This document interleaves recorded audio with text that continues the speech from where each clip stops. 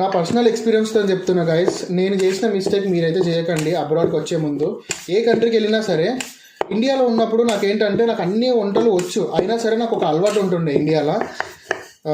పొద్దున్నే లేచి టిఫిన్ సెంటర్కి పోయి తినడము, మధ్యాహ్నం అయితే రెస్టారెంట్కి పోయి తినడము, అండ్ నైట్ అయితే ఆన్లైన్లో ఆర్డర్ పెట్టుకొని తినడము. అప్పుడప్పుడు మధ్యరాత్రి ఆకలి అయితే ఉంటుంది, అప్పుడు ఆర్డర్ పెట్టుకోవడం, లేకపోతే ఎప్పుడైనా టిఫిన్ సెంటర్కో మందిలకు పోయి తినడు, ఇట్లాంటి అలవాటు ఉంటుండే. సో ఇక్కడ అట్లాంటివి ఏమీ నడవదు. మీరు టిఫిన్ సెంటర్లో దొరకో, మీకు మధ్యాహ్నం రెస్టారెంట్కి పోయి తినాలన్నా నడవదు. ఆర్డర్ పెట్టుకోవాలంటే మస్తు ఎక్స్పెన్సివ్ అయిపోతుంది. సో అట్లాంటి అలవాట్లు ఉంటే మెల్లమెల్లగా బంద్ చేసుకోండి. వీడికి వచ్చినాక అన్నీ మనమే వండుకొని తినాల్సి వస్తుంది. పెద్ద కూరగాయలు అయితే ఏం దొరకవు మనకి, ఆకుకూరలు అన్ని రకాలు అయితే దొరకవు. ఏదో 2-3 రకాలు దొరుకుతాయి, ప్లస్ వంకాయలు, ఆలుగడ్డలు, టమాటాలు ఇవి దొరుకుతాయి. సో వీటితోనే మీరు వంట చేయడం ఎట్లనో నేర్చుకోండి. ఖచ్చితంగా వంట వచ్చి ఉండాలి, లేకపోతే చాలా కష్టం అవుతుంది. లేకపోతే ఇండియా నుంచి ఎవరో ఫ్రెండ్స్ వచ్చినప్పుడు కలిసి రండి, వంట వచ్చినంత పాటు మెల్లమెల్లగా నేర్పిస్తాడు, నేర్చుకోండి. లేదంటే యూట్యూబ్లో చూసుకుంటే ఫాలో అయిపోవాలి. టేస్ట్ అంత రాదు, కాకపోతే ప్రొసీజర్ అర్థమవుతుంది.